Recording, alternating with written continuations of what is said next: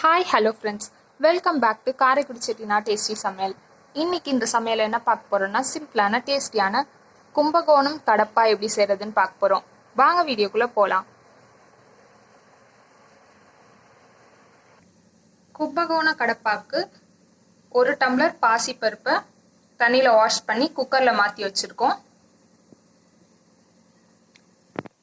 இதோட தோல் சீவி 2 உருளைக்கிழங்க கட் பண்ணி சேர்த்துருக்கோம். இதில் 3 டம்ளர் தண்ணி சேர்த்துருக்கோம். இதோட 1/4 டீஸ்பூன் மஞ்சள்தூள் சேர்த்துக்கோங்க. இதை குக்கரில் 3 விசில் வச்சு எடுத்துக்கோங்க. அது விசில் வரதுக்குள்ளே அரைக்கிறதுக்கு என்னென்ன தேவைன்னு பார்க்கலாம் வாங்க. 1/2 மூடி தேங்காயை துருவி எடுத்து வச்சுருக்கோம்.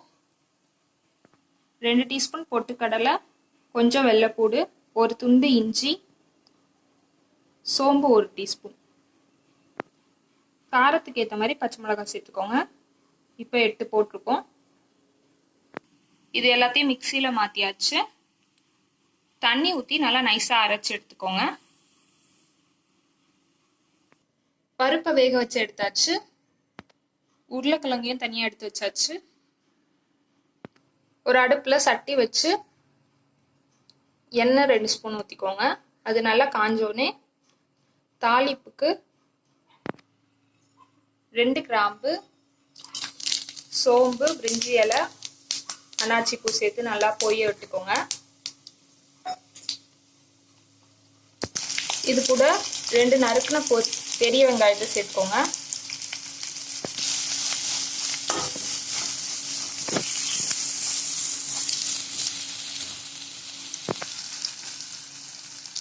வெங்காய கலர் மாறினோடனே இதோட கொஞ்சம் புதினா சேர்த்துக்கோங்க. இதையும் சேர்த்து நல்லா வதக்கிக்கோங்க. இதோட கொஞ்சம் கருவேப்பிலை சேர்த்துக்கோங்க. இதையும் போட்டு நல்லா வதக்கிக்கோங்க.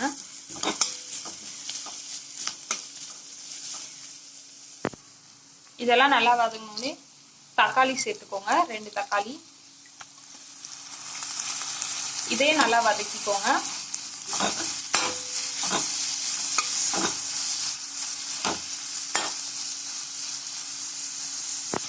தேவையான அளவு உப்பு சேர்த்துக்கோங்க. இப்போ தக்காளியை நல்லா வதக்கிக்கோங்க.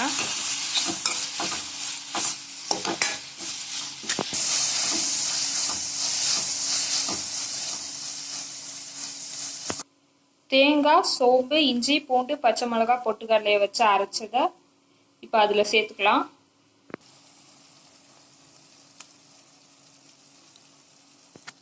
இதில் கொஞ்சம் தண்ணி சேர்த்துக்கோங்க. இதை நல்லா மிக்ஸ் பண்ணிக்கோங்க.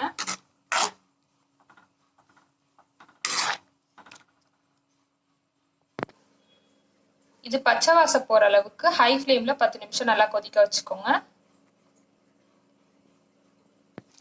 10 நிமிஷம் ஹை ஃப்ளேமில் வச்சு நல்லா கொதிக்க வச்சாச்சு.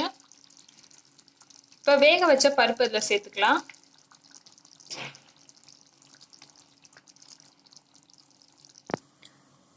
பருப்பு சேர்த்து கொஞ்சம் தண்ணி சேர்த்து நல்லா மிக்ஸ் பண்ணியாச்சு. இதை 10 நிமிஷம் நல்லா வேக வச்சுக்கோங்க ஹை ஃப்ளேமில் வச்சு. பருப்பு சேர்த்து 10 நிமிஷம் நல்லா கொதிக்க வச்சாச்சு. இப்போ வேக வச்ச உருளைக்கிழங்கு கையிலே கொஞ்சம் மசிச்சு வச்சுருக்கோம். அதை அதில் சேர்த்துக்கலாம். மசிச்சு வச்ச உருளைக்கிழங்கு இதில் சேர்த்தாச்சு. இதை நல்லா மிக்ஸ் பண்ணிக்கோங்க.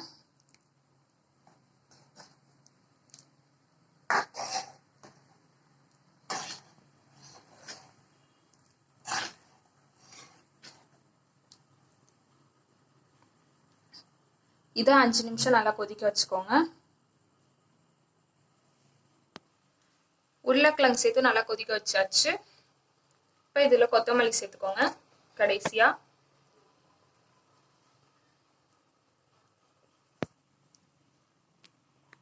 கொத்தமல்லி தூயாச்சு. அடுப்பை அமர்த்திக்கோங்க. இது இட்லிக்கு ரொம்ப சூப்பராக இருக்கும். அவ்வளோதான், சிம்பிளான டேஸ்டியான கும்பகோண கடம்பா ரெடி. இந்த வீடியோ உங்களுக்கு பிடிச்சிருந்துச்சுன்னா லைக் பண்ணுங்கள், ஷேர் பண்ணுங்கள், கமெண்ட் பண்ணுங்கள். மறக்காமல் சப்ஸ்கிரைப் பண்ணுங்கள். பக்கத்தில் இருக்க பெல் ஐக்கானையும் கிளிக் பண்ணுங்கள். அப்போ தான் நாங்கள் போகிற வீடியோ உங்களுக்கு உடனே நோட்டிஃபிகேஷனாக வரும்.